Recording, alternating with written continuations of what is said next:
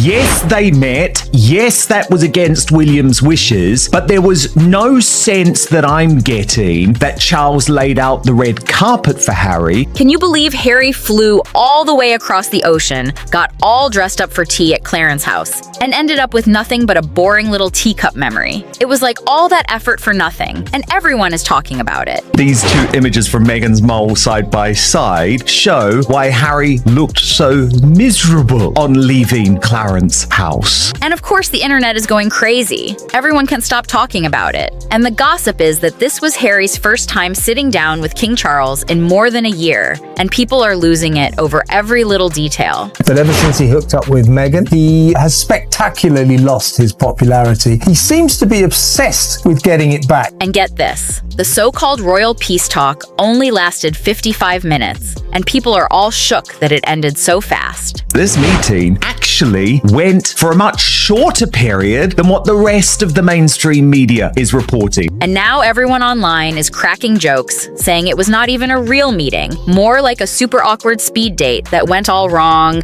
and everyone is laughing about it. Harry, who ended up apologizing to the king, not the other way round. And the public is being so savage with memes everywhere, and captions saying things like, Harry came for the crown, but left with crumbs, and people can't stop laughing at it. I'll tell you the real reason. It's all a PR stunt. And the funniest part is the private chat only went on for less than 20 minutes. Can you believe it? People are losing it over how short it was. The feud between William and Harry is as bitter as ever. And by the time they even got the biscuits on the table, the whole conversation was basically done, and everyone is saying it was over before it even started. William at one point within 7 miles of his brother, so near and yet so far, refusing to see. But the craziest part is people are saying Harry walked out with nothing after asking for support titles and security and ended up right in the middle of another big PR mess, and everyone is talking about it nonstop. They know that once King William is King William,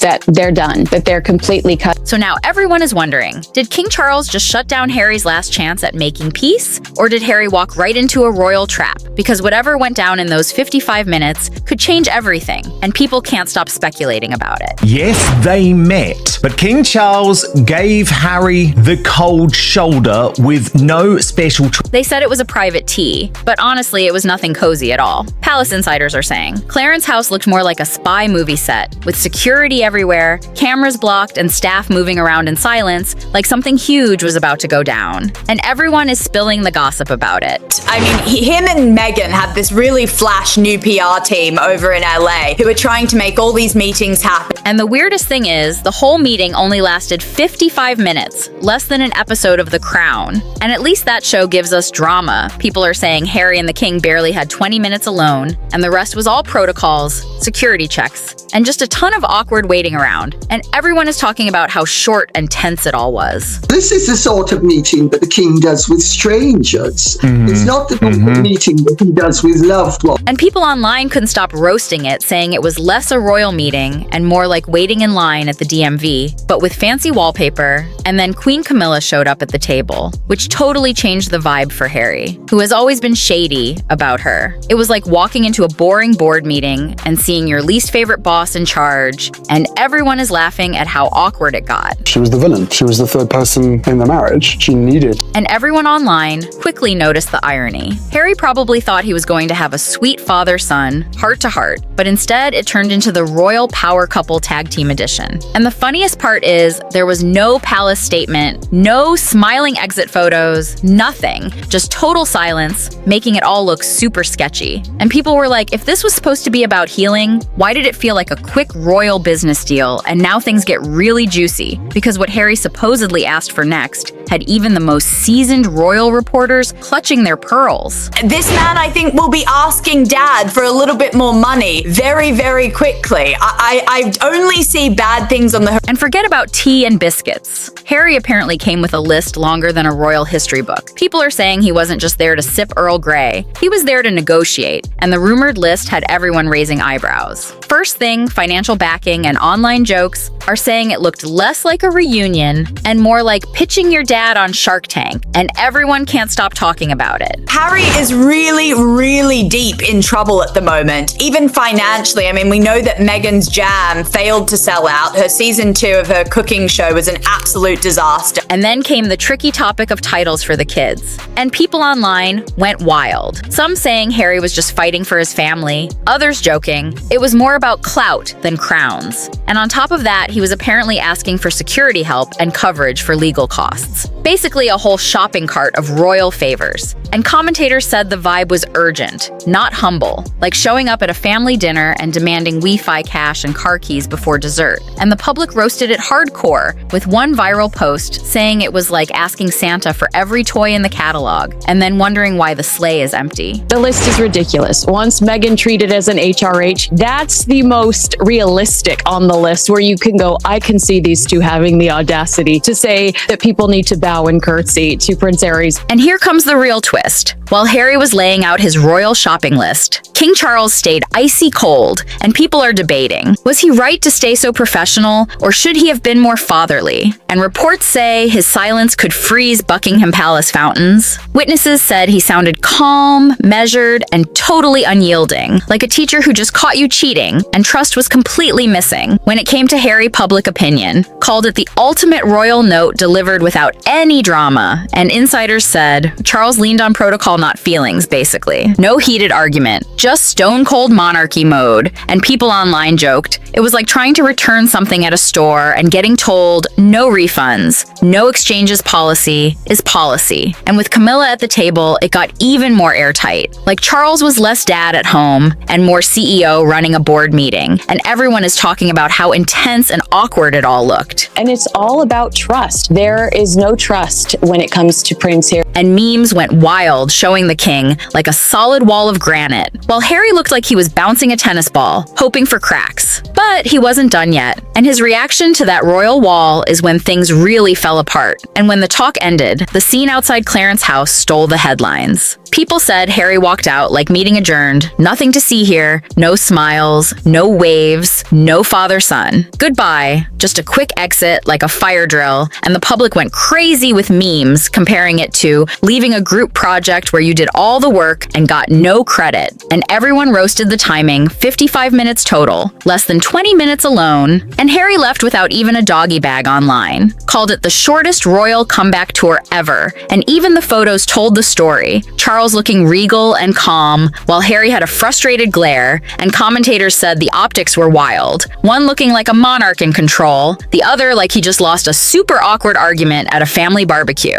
His meeting with the king, I agree. I think that it was a symbolic gesture to say, hey, I'm back in with the royal family, public. Don't take me for a fool. But no one's falling for it. And the real drama wasn't just Harry's exit, because once he walked out empty-handed, the public went savage and the media went into overdrive. The palace said nothing, but the media said everything, and within hours, headlines called the tea a reunion. Some even saying it was a step toward reconciliation, but online, nobody bought it. People roasted it with viral posts saying if that was reconciliation, then my last awkward Zoom call was a peace treaty. Social media went crazy. One joked Harry's 55-minute tea sounded more like a dentist visit, except you usually get a free toothbrush. Another compared the silence at Clarence house to a magician. Poof, the meeting happened, but no one knows what came out of it. Meanwhile, royal commentators said Charles' silence was genius. PR letting Harry's exit do all the talking. Critics said no palace statement made Harry look isolated, while Charles looked like the calm, steady monarch. And that's where the spin war really started. Media trying to keep it positive. But the memes, roasts, and public doubt turned Harry into the punchline of his own story. But he's been on this huge charm offensive. Here I am,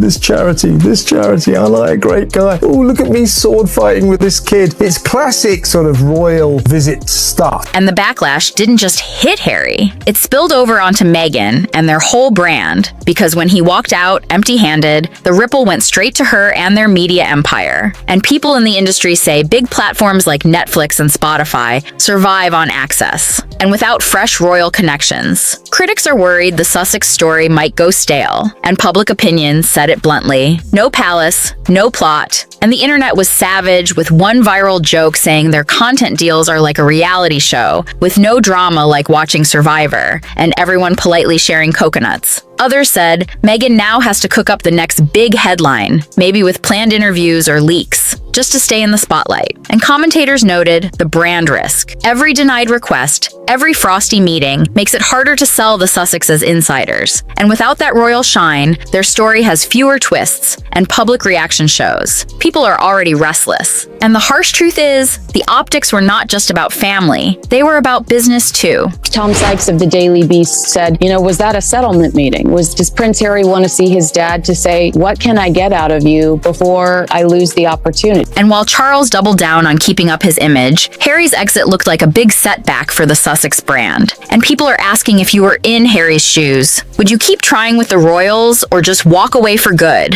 And the truth is, this was bigger than tea and biscuits. It was about power, image, and survival. Insiders say the Clarence House meeting showed exactly how the monarchy plays the long game, silence tradition, and optics over feelings. Charles didn't need to yell. The lack of concessions spoke louder than any headline, and public opinion framed it as a reminder that Harry isn't just clashing with his dad, he's clashing with the whole institution. Commentators compared it to a chess match. Harry moved fast, asking for everything at once, but Charles responded like a grandmaster, barely moving, but still trapping his opponent. And one viral post nailed it, saying you can't outdram an institution that's been perfecting drama for centuries. And for Harry, the stakes are bigger than one awkward tea without royal backing. Every move now risks looking like a scramble for relevance, and people online are already calling him hapless or desperate for validation. He's trying to get back in with the king because he knows he'll never be able to get back in with William. That's never going to happen. So once that door is closed and unfortunately the king passes, I don't think there's any chance of him getting back into the fold. And Charles stayed calm, showing he's all about being monarch, not dad. And the tea was really about legacy, with Harry walking out empty-handed, while Charles stayed firm. People call it another chapter of royal disappointment, and a reminder that legacy is built moment by moment. I understand why Prince William has no desire to have a relationship with his brother. His brother brings nothing but negativity and potentially the end of the monarch. This is a man who pines on about how unsafe he feels and how he needs the British taxpayer to pay for his security, but is very happy to reveal about his 25 Taliban killings in his book that he got a book deal for, and then very happy to jet over to Ukraine. So this is a man who clearly doesn't care about his safety. It's just about his victory. And imagine this. Harry walked into Clarence House full of hope and a long wish list, and 55 minutes later, walked out with nothing. No promises, no progress, not even a palace statement, while Charles stayed calm and steady, looking in control, and Harry looked frustrated and isolated, and people are asking, is he fighting for family or a battle he can't win? And things are about to get even juicier, because Meghan's back in the spotlight and her dad's. Recent words are stirring up the Sussex story, and this drama is just heating up. And if you want all the juicy royal updates and the full drama, you better hit that subscribe button and follow Bella Breaks Down for all the latest scoops and gossip you do not want to miss.